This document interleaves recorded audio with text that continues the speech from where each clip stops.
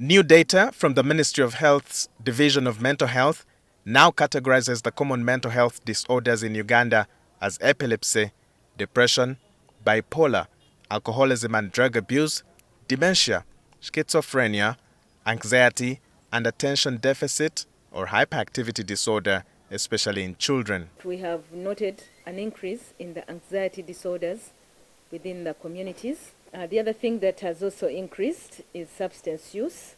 If you can see, alcohol use disorders are quite many. We are seeing a lot of epilepsy, HIV-related psychosis. And colleagues who are here, just to let you know that when we talk of psychosis, it means that this person is seeing things that are not seen by other people, or they are feeling certain things that are not real. Someone tells you that they are God, or someone tells you that they are, they are seeing certain things that others cannot see. That is psychosis. And we are seeing people with HIV who are depicting these kinds of symptoms. People are beginning to inject drugs, and we know the dangers. Initially, our epidemic, the HIV epidemic, was driven by heterosexual kind of care, like a man and a woman. But now we are having people who are injecting drugs. We have the men who are having sex with men, and all those other things.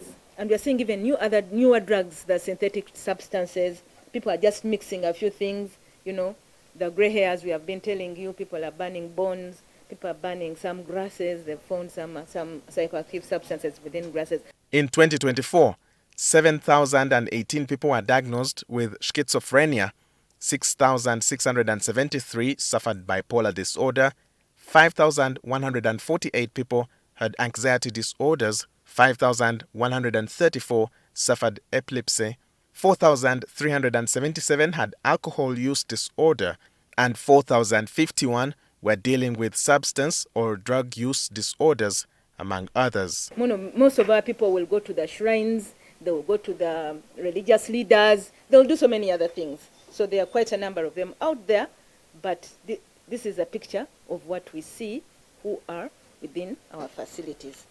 Just to let you know that we have over 85 psychiatrists in this country, and it is only 20 of them that have been employed by government. It's a pity. So where are the 60?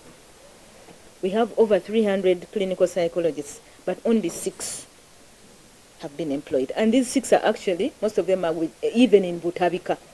Then, of course, the social workers. The social workers are very, very important because they are a linkage between the facilities and the communities. And then they help the people to get back, to gain full businesses or to do, important things back into their communities. We have over 3,000, but only 44 are being employed. And then for the psychiatric nurses, I think that's our biggest, the biggest resource we have within the facilities. There are 821, but we have over 4,000. And then the psychiatric clinical officers, these are our specialists in the lower facilities. We only have 135, and yet there are quite a number of them. Over 600 have been trained.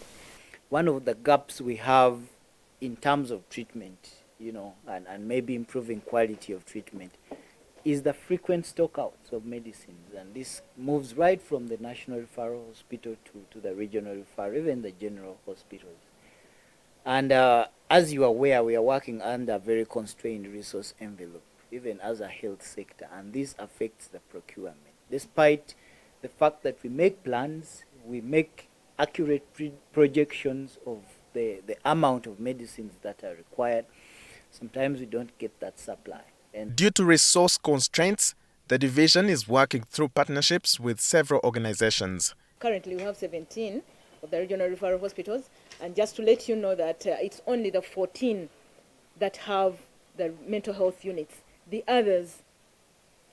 other new ones that have just been brought on board do not have mental health units. And for groups like Nordic Mindset, innovations around the digital space, where many of these young people spend most of their time, is the best way to intervene and find a solution for their mental health. 25% of the population is suffering with mental illness.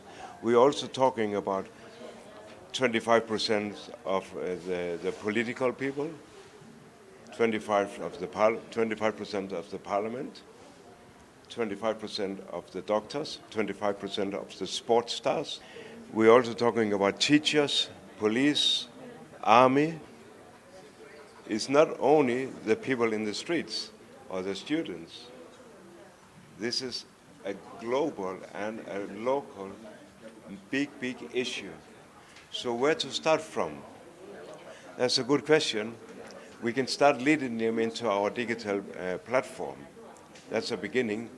But yet we do not have educated, certified mindset mentors like we have in Denmark. So in the moment we are borrowing some of the mindset mentors from Denmark, but that's not enough. That's why our main focus right now is to get certified mindset mentors. And we want to start in Uganda because we have very intelligent youth and people and professionals here we believe can be super good mindset mentors, not only locally but globally.